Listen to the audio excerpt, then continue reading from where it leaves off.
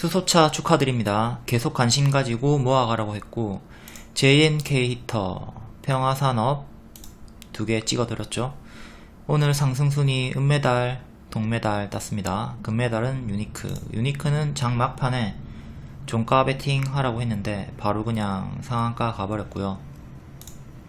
3월 14일부터 수소차를 추천했던 이유, 그리고 시외로 또 하락이 나왔는데 하락했던 이유, 그리고 대응법까지 보겠습니다. 수소차를 왜 모아가라고 했을까? 차트로는 바닥에서 고개를 드는 양호한 자리였고요. 재료로는 정책주 윤석열이 수소경제 활성화 공약을 발표했고 국회 수소법 통과 예정이다. 이 뉴스가 3월 14일에 떴습니다. 뭐뭐 할 것이다 라는 기대감을 보여준 거죠. 정책주가 원전, 건설, 왜 난리 브로스였고 3월 10일에 윤석열이 당선이 됐고 9일에 당선이었나? 아무튼 9일에 당선, 10일에 장 열린 거죠. 이때 인물주는 다 하락할 것이고 정책주는 당일도 강할 거고 이후에도 흔들면서 계속 상승할 것이다. 이렇게 리딩 나갔고 우리는 원전도 다 먹었고 건설도 다 먹었고요. 그 이후에 이제 원전과 건설이 쉬어갈 때 수소차가 후발 정책으로 갈 수 있다. 요래 본 거죠. 원전주 보성파워텍, 서정기전, 일진파워, 건설주 신원종합개발, 동신건설, 이화공영, 그리고 리모델링 관련주 한국가구, OIMINT, NX 이렇게 순차적으로 먹는 거죠. 수소차는 전혀 큰 반응이 없었기 때문에 모아가라고 했다. 차트도 한번 볼게요. 추천했을 때 월봉이고요. 추천했을 때는 아직 역배열이었고요. 그러니까 돌파하기 전이죠. 돌파가 나온 다음에 상승이 바로 빠르게 나오는데 돌파가 나오기 전에 추천을 했기 때문에 조금 기다리는 시간이 필요했던 겁니다. 과거로 치면 이렇게 끊어주고 역배열을 끊어주고 올라가는 자리가 많이 있거든요. 이런 식으로 끊어주고 여기도 마찬가지죠. 이렇게 끊어주고 이후에 올라가는 흐름, 이거를 동영상 설명할 때 3월 14일에 찍은 겁니다. 똑같은 설명이죠. 끊어줄 때 여기 동그라미 아까 끊어놓던 게 이런 자리입니다. 동그라미 해놨던 자리가 이런 돌파해주는 자리죠. 그러니까 여기 뚫어줄 때 들어가면 빠르게 먹을 수가 있고요. 그 밑에서 들어가면 이게 시간 투자가 조금 필요하다 이겁니다. 그리고 돌파가 나오면서 이렇게 뚫었죠. 추천 당시 일봉이고요. 명확하게 바닥권입니다. 이 고가 계속 낮아지고 있죠. 고점이 계속 낮아지고 있어요. 그렇죠? 낮아지고 있어요. 근데 한번 올라왔고요. 이후에 거래량이 터지면서 바닥 찍고 단기 추세를 보여주고 있습니다. 이때 121선 안착을 했을 때 차트가 바닥에서 고개를 들고 있구나 확인했고 정책주로서 좋은 뉴스가 올라왔기 때문에 계속 관심을 가지고 모아가라고 했던 겁니다. 결국 급등이 시원하게 나와줬고요. 그리고 요거를 잘 보셔야 돼요, 여러분들. 바닥에서 윗꼬리가 이렇게 길게 뜨는 거는 차익 실현이 아니라 매물 소화를 해주는 겁니다. 과거의 매물을 소화해주는 거기 때문에 이런 거 잘 보시고 이후에 이 종가를 회복할 때 관심을 가지고 보셔야 돼요. 윗꼬리는 여러분들이 차익 실현이 아닌가 이렇게 착각을 하시는데 바닥에서 뜨는 거는 차익 실현이 아닙니다. 고점에서 뜨는 거, 고점에서 뜨는 윗꼬리를 조심하셔야 돼요. 이런 자리들, 장기평이랑 많이 멀어진 자리, 여기는 지금 장기평이랑 가깝잖아요. 주가가 장기평이랑 많이 멀어진 자리에서 윗꼬리가 뜨면 조심해야 된다. 그거는 안랩이랑 에디슨 EV로 제가 설명을 해드렸었죠. 이렇게 장기평이랑 멀어진 자리에서 윗꼬리가 뜨면 조심해야 된다 이거예요. 근데 이런 장기평이랑 가까운 자리에서 만약에 매집봉이 뜬다, 윗꼬리가 뜬다, 그러면 그거는 매물 소화로 보시면 되고요. 이런 자리에서 윗꼬리가 뜬다 이러면 주의를 해야 되는 거죠. 에디슨 EV 작년 11월 10일 이때 고점 윗꼬리 떴으니까 차익 실현이다. 여기 무게 두고 가든 말든 하지 말고 보유자는 정리하라고 했죠. 이 자리와 최근에 안랩이 동일한 자리이기 때문에 안랩은 조심해야 되는 자리다. 이건 빠르게 가짜 반등을 주면서 빠르게 제자리까지 내려갈 수 있는 자리이기 때문에 조심해야 된다. JNK터는 그런 고점이 아니라 바닥에서 윗꼬리 같은 거였죠. 명확히 차이가 있습니다. 전혀 다른 자리예요. 성격이 다르다. 3월 14일 추천 당시에 분석해줬던 예상 흐름이고요. 바로 갈 수도 있고 초록으로 쉬어갈 수도 있고, 주가는 이렇게 횡보하다가 올라갔죠. 이 매집봉 두 개의 윗꼬리를 매집봉으로 봤다, 매물 소화로 봤다 이겁니다. 그리고 역헤드앤 숄더 자리였고요. 역헤드앤 숄더가 어려우신 분들은 그냥 쌍바닥만 찾으셔도 됩니다. 여기만 끊어서 보면 이렇게 짝꿍댕이 쌍바닥이거든요. 고점이 높아지고 있는 쌍바닥 W를 찾으시면 돼요. W. 요 W보다 이 W가 더 세다. 평화산업 요런 자리 조심하라는 거죠. 요런 자리들. 여기는 뭐 이후에 빠지고 더 가긴 했는데 단계 많이 빠지니까 조심해야 되는 거고, 특히 더 많이 오른 요런 자리에서 뜨는 윗꼬리 조심해야 되겠고요.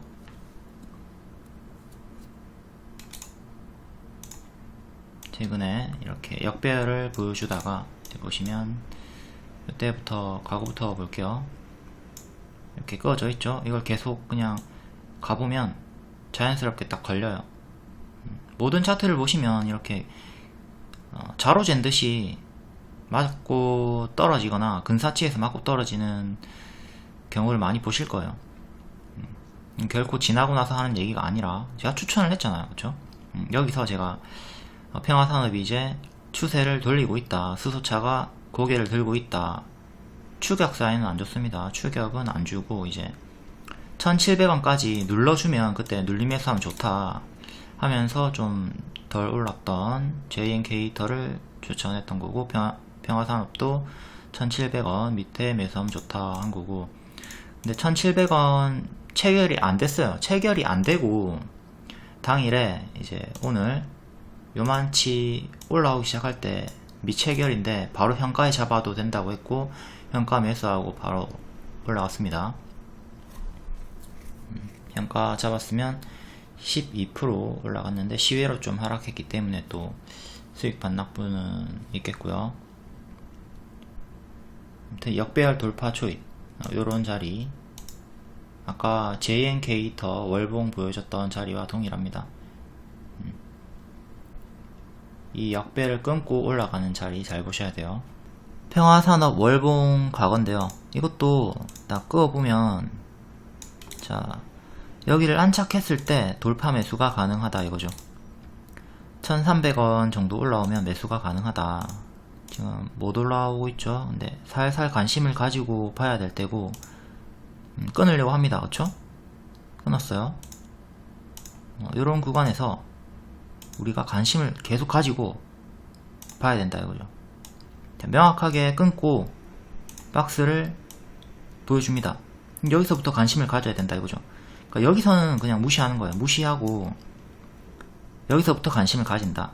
또 박스로 이렇게 살짝 뚫고 올라와주면 그때부터 본격적으로 매수가 가능하겠죠. 당연히 이런 자리에서 무조건 다 가는 건 아니에요. 그러니까 매수하고, 이 지지가 명확하게 수평 지지가 있죠. 박스 하단 지지가 있기 때문에 이런 거 기준 잡고 손절 잡고 하시면 됩니다. 올라가죠. 이런 식으로 대응하시면 되고, 역시 이후에도 마찬가지로, 자, 또 역배가 잡혔습니다. 그러면 동일하게 또 이렇게 끊어주는 구간에서 관심을 가지면 되는 거예요. 자, 최근에 이렇게 살짝 끊고 있었고 올라간 거죠. 평화산업 작년 차트고요. 작년에도 실제로 추천을 하고 큰 수익을 내줬습니다. 작년 수익 내준 자리 여기, 그리고 이번에도 여기서 수익 내줬고요. 자, 이렇게 차트와 재료 두 가지로 추천을 했다. 다음 2번 볼게요. 여러분들이 간단한 이 패턴을 암기하셔야 됩니다. 장 막판이나 동시효과의 강세가 나온 종목은 시간외로 차익 실현이 나올 수 있다. 둘 중에 하나죠. 장 막판에 강세가 나오면 시간외로 추가로 상승이 더 나오거나 차익 실현이 나오거나 둘 중에 하나인데 어떻게 나올지 모르니까 이걸 암기하시고 분할 매수하거나 다음 음봉을 기다려서 매수하시면 됩니다. 장막판에 급하게 막 오른다고 해서 무리하게 한 번에 크게 들어가지 마시고 둘 중에 하나 대응을 해주시면 돼요. 1번 분할 매수한다. 1차 매수만 한다. 차익 실현이 나올 수도 있기 때문에 시외로 추가 상승이 나오면 땡큐지만 하락이 나올 수도 있기 때문에 1차 매수만 하는 거예요. 혹은 바로 가면 어쩔 수 없고 그냥 음봉을 기다려서 매수를 한다. 이렇게 둘 중에 하나 기계적으로 택해서 대응하시면 됩니다. 공시는 종가 급변 종목 투자주의 공시가 떴고 이게 악재가 아니라 워낙 변동이 크니까 좀 쉬어라, 진정 좀 해라, 이런 의미로 공시를 주는 거고, 이게 주가의 상승을 제한하는 내용이 되기는 합니다. 그래서 지금 장중에 매수하신 분들은 크게 상관이 없죠. 장중에 매수를 한 분들은 뭐 시외로 하락하고 내일 좀 하락한다 치더라도 이미 수익권이 크기 때문에, 수익권이 크죠. 그리고 떨어진다 하더라도 이렇게 떨어질 때 매도하면 수익 마감이 돼요. 수익 마감이 되는데, 종가 매수하신 분들은 바로 시외로 크게 손실을 보고 있는 상황이기 때문에 좀 걱정이 될 수 있겠죠. 하지만 제가 앞에 말씀드렸다시피 정책주입니다. 정책주고 뭐뭐 할 것이다 하는 이 기대감이 계속 붙어 있기 때문에 우리 원전주가 흔들면서 계속 크게 올라갔죠. 건설주도 흔들면서 계속 크게 올라갔죠. 그러니까 수소차도 조정이 크게 있을지라도 이후에 계속 갈 수 있다. 그러니까 크게 걱정할 필요 없이 뭐 손절하고 밑에서 다시 잡거나 아니면 추매를 하거나 이렇게 대응하시면 됩니다. 약손실에 추매하지 마시고 최대한 크게 빠지고 반등이 확인되는 구간에서 한번 추매를 노려보시고요. 전혀 걱정할 필요가 없다. 정책주니까. 그리고 차트가 바닥권에서 고개를 들고 있다. 자, 원전주 정책주의 흐름을 봅시다. 작년부터 계속 반복 추천을 했고요. 요때 하루만 보던가 내년까지도 길게 홀딩이 가능하다. 이게 이재명이랑 윤석열이랑 같이 공통 정책주였어요. 공통이니까 당연히 길게 봐도 되는 거죠. 길조는 길게 좋다의 줄임말입니다. 그리고 박스 돌파할 때, 전고 돌파가 나올 때 또 추천을 했고요. 바닥주죠. 낙폭과대 주이기 때문에 계속 길조 추천드렸고, 또 이후에 윤석열이 당선이 되면서 윤석열이 원전 최강국을 만들겠다 이런 식으로 워딩을 세게 했기 때문에 더욱더 강세를 보여준 거고요. 정책주는 흔들면서 계속 간다. 일진파워 이때부터 계속 흔들면서 이때 크게 빠졌지만 또 올라가죠. 무료 카톡방이고요. 여기 보시면 스크롤 올렸다 내렸다 할 때 3월 29일 뜨죠. 3월 14일부터 흐름이 양호한데 느리니까 투자금이 작은 분들은 신규주로 교체하라. 하지만 투자금이 크면 그냥 홀딩이 가능하다. 이런 리딩을 드렸고요. 수소차 섹터는 모아가는 자리다. 지금은 조용하다. 이렇게 리딩이 나왔습니다. 모아가는 자리. 근데 요때 또 JN 캐이터를 교체하라고 해서 놓쳤다 이렇게 울고 계시는 분이 있는데, 신규주로 교체했다면 그 전에 더 빠르게 수익이 났기 때문에 울 필요가 없습니다. 3월 14일에 JNK 추천했고 이후에 계속 횡보하면서 힘이 없었기 때문에 투자금이 작은 경우에 교체를 해라. 투자금 작은 경우에 교체. 하지만 모아가는 자리다. 이게 가능하면 모아가시고 아니면 교체해라. 교체했으면 이하공룡 40%, 고르시멘트 28%, 성신양 11%, 성신양의 우 34%, 스마페인트 18%, 대신정보통신 15%, 3일기업공사 19%, PM풍년 21%, 푸콘 11%, 한국가구, 오하임 INT, NX 30%, 아이스크림 에두 20%, 시공테크 26%. 돌파 매수 기준 단순 고가입니다. 추매를 했거나 눌림 매수 했으면 수익권이 더 크겠죠. 그러니까 JNK를 매도했다 하더라도, 급등 전에 매도를 했다고 하더라도 이 종목들로 충분히 수익을 내면서 기회비용을 살릴 수 있었다. 올 필요가 없습니다. 왜 울지? 추천주들이 단기에 아주 크게 잘 가고 있어요. 정책주들, 그리고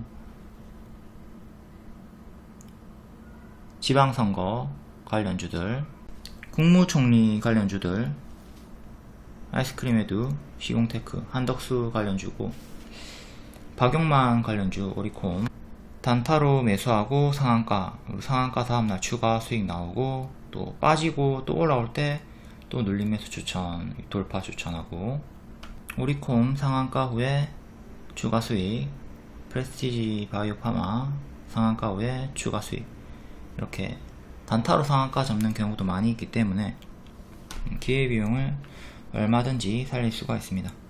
종목이 많기 때문에 한 종목만 가지고 너무 크게 비중 매수하지 마시고, 좀 어느 게 먼저 갈지 모르니까 분산 매수를 한 다음에 팀플레이 하시는 게 좋아요.